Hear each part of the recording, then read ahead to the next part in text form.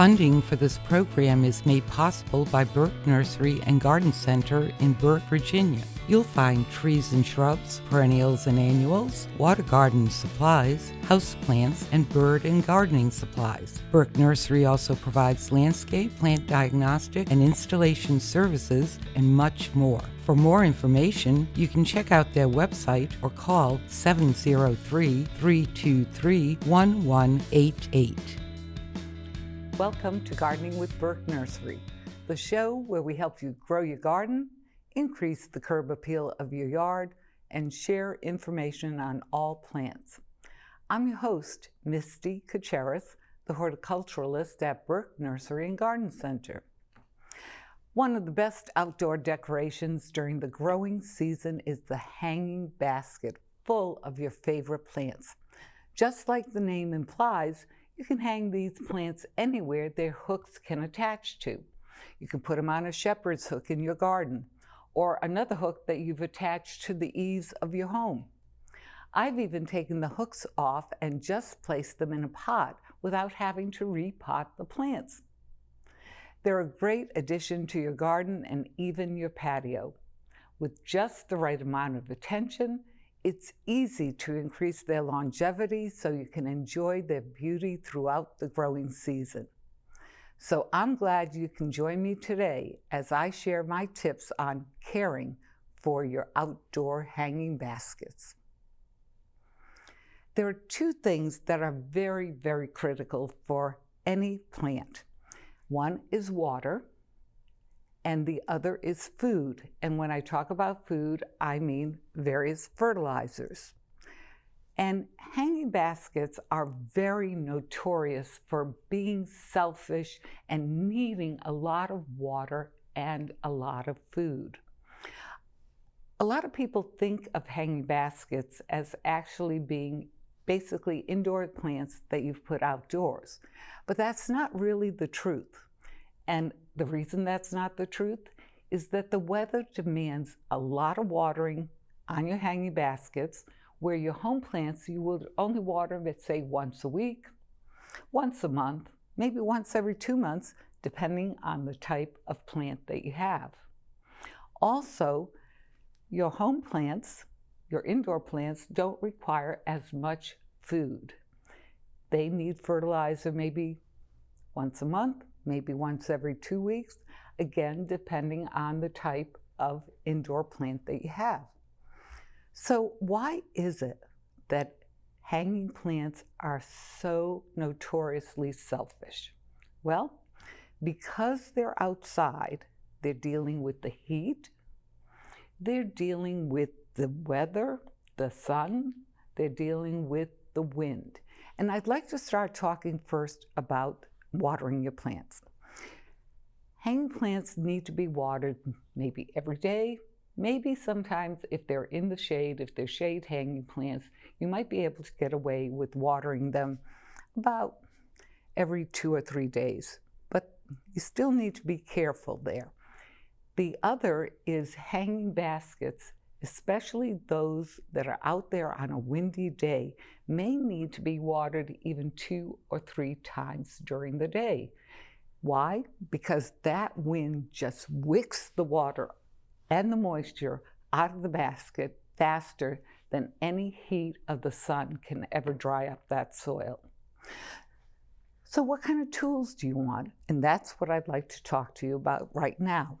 The first tool that you may want to consider is your hose and nozzle. And we're going to welcome our real beautiful wishbone plant here so I can demonstrate. So if I have the nozzle, I would turn it on and then just apply it to the plant. But the problem with these nozzles is that these nozzles really force a lot of water to come out. And that water could crush your plant. It could damage the flowers. So I don't really recommend using a hose and nozzle. Another that you could use, obviously, is your typical watering can. Now, this plant isn't as high as it would be if it were hanging at my house, because we want you to be able to see the plant in the camera here. But you would take the watering can and just put it into the plant. And some people just really can't reach the plant. And so what some people will do is they'll take down the plant, but the plant can be really heavy. Or maybe it won't be heavy when it needs water. That's one way you can tell if it needs water. If the hanging basket is very light, it needs water. But after you water it, some of these hanging baskets can reach up to 20 pounds once they're fully watered.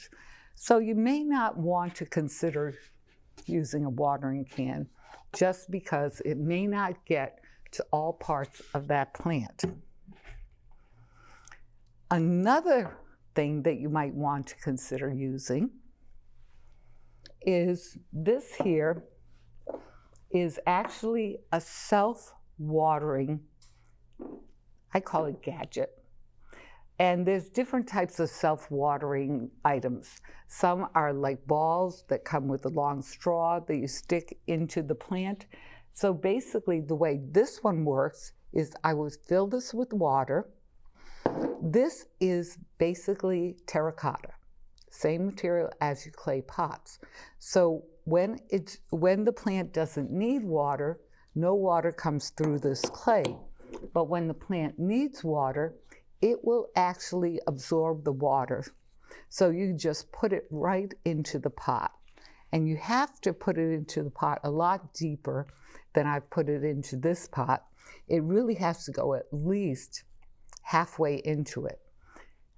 And that, I'm talking about the nozzle here, has to go halfway into that. Well, the disadvantage with trying to use some of these self-watering items is that a lot of people put the water in.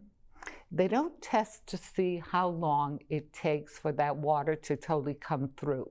In a house plant, it's usually a week. But in an outdoor plant, it may be every day that you actually have to go out and refill this with water. So that's one of the problems. The other problem is that most most of your hanging baskets are so tight.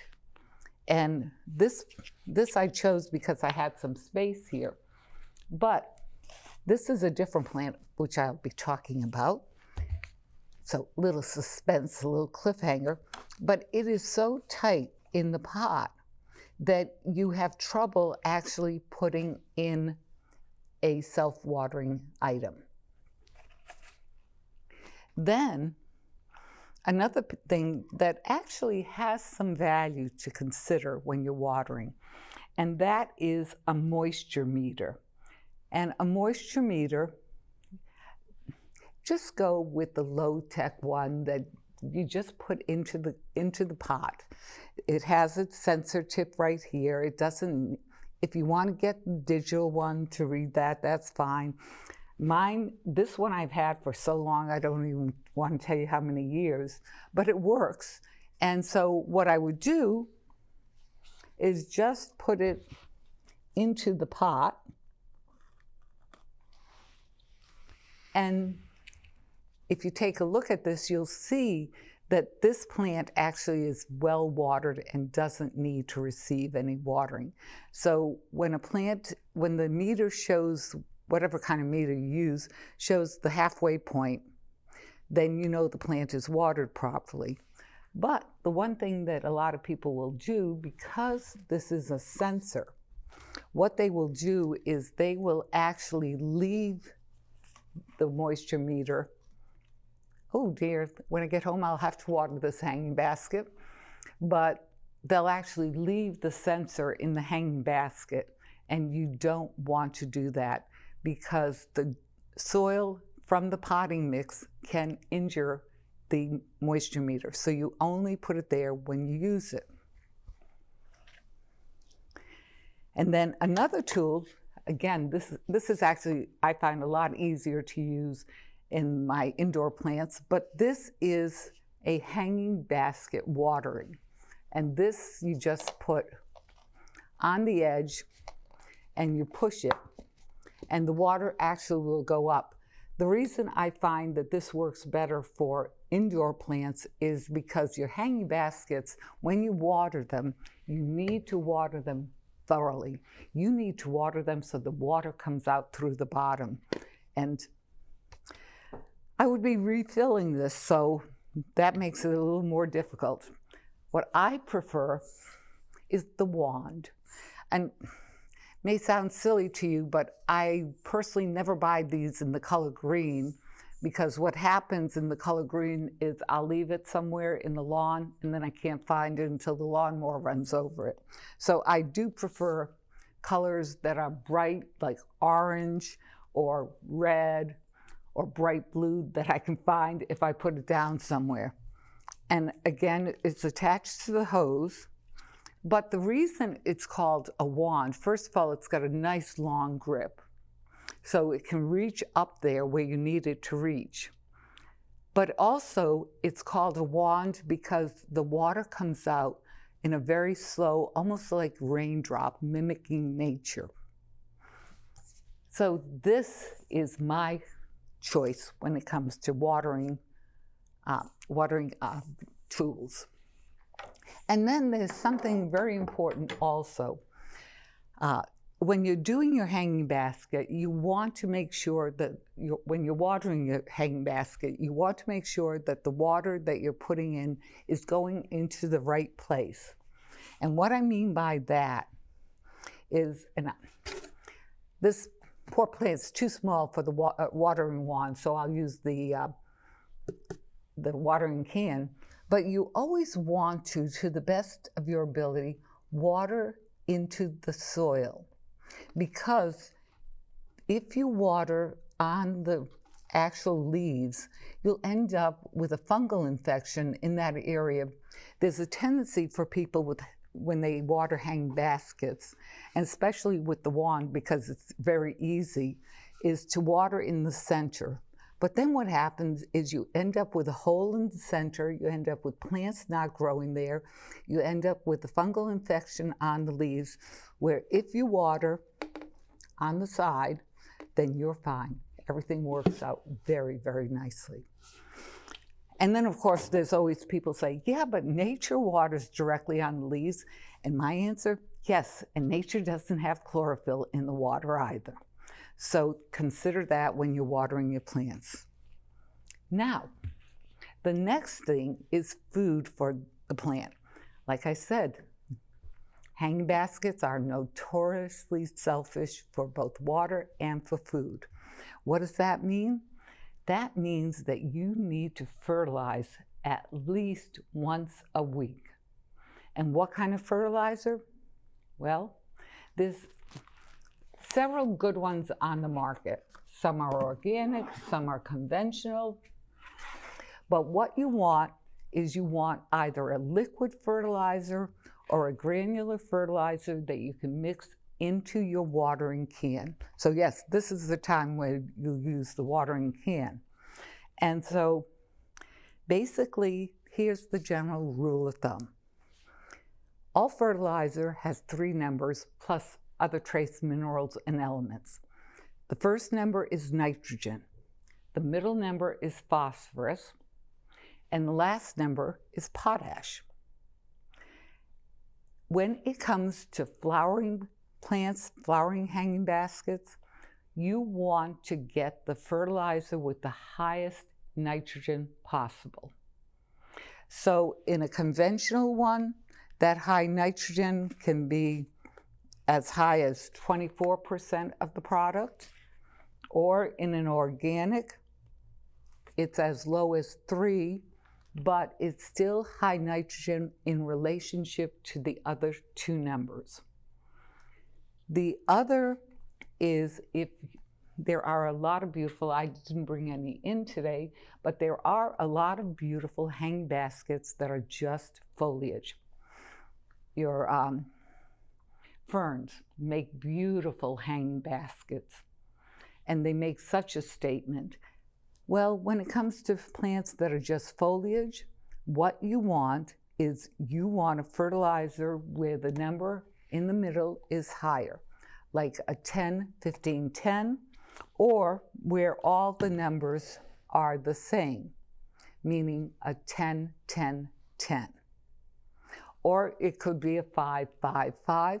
It could even be, if it's an organic fertilizer, 2, 2, 2. The one type of fertilizer that you don't want is that you don't want a extended release fertilizer. Why? Great fertilizer for your perennials, great fertilizer for your annuals that are in the soil. But what happens is every time you water the plant, you're cleansing and leaching the nutrients out of that soil. So that's why you're fertilizing once a week. And that's why basically it's kind of a waste of your money to get that extended release fertilizer, since even though it's extended or slow release, it's still going to leach out when you're watering. So every week you would have to put that fertilizer in. And so I don't recommend that. I recommend any of, as I said, there's a number of fertilizers that are liquid or granular that you mix in water that are fantastic for your hanging baskets. One of the most favorite hanging baskets is the petunia. And the petunia is a phenomenal sun plant. It loves being outside. It loves the sun. It gives fragrance that's amazing. It attracts not only your regular pollinators, which are your bees, but it also attracts your hummingbirds. And I've had people say to me that they have a hummingbird feeder up and the hummingbird hasn't come yet. And I say, well, get yourself a petunia, and if it's a sun area, and put it not too far from the hummingbird feeder. The hummingbirds will come to the petunias, and then what they'll do is they'll see the feeder, and they'll also utilize the feeder when they feel that they want a little something different from the nectar of the petunia. The care of the petunia, just like every one of these hanging baskets, we've talked about the watering, I've talked about the fertilizer, shared the tips on the fertilizer. So the next care that you want to do for your petunia is what is known as deadheading. And deadheading is where you see these little petunias, blossoms, that are all sorts of limp. And when they get this limp, all you have to do is just pluck. And that's it. And then there's another one here. And they come off on their own, so that you just spend time, you just kind of move the basket, and you will have to take the basket down to do this, because I've tried leaving the hanging basket up and that doesn't work. But, oh, here's another one, see? And just, if it's not quite ready, it will not give as easily. But that one couldn't decide, and then decided, yeah, it was ready to give. And what I tell people, that actually what happens is this can be very much of a Zen feeling. And sometimes I'll walk around the nursery and I'll see these petunias and I'll just go and start deadheading them. The other thing that that's very important with petunias, there's two types of petunias.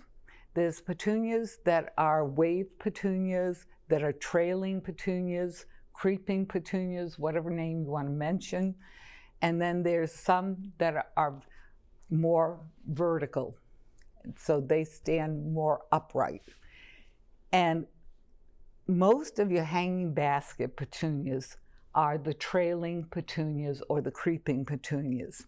So what that means is, as the season goes on, this branch is going to start growing. And as the branch starts growing, and I'll just turn this around so you can see, it starts growing more and more and more. And eventually what will happen is the flowers will keep coming, but the branch will get so long and it'll start losing its leaves, and then you'll have something that really kind of looks ugly, especially at the top where the branches grow, the flowers come over, they fall over, and then you have an emptiness to the top.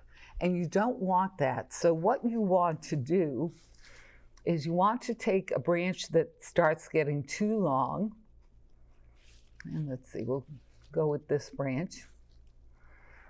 And this, even though I'm losing a couple flowers here, in the long run, I'll get more. I look to see above the leaves, and I will cut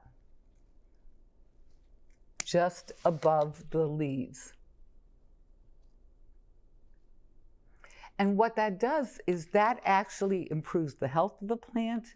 That also makes the plant fuller. It enables the plant to live further into the summer season. But I have people that say, that's too much work.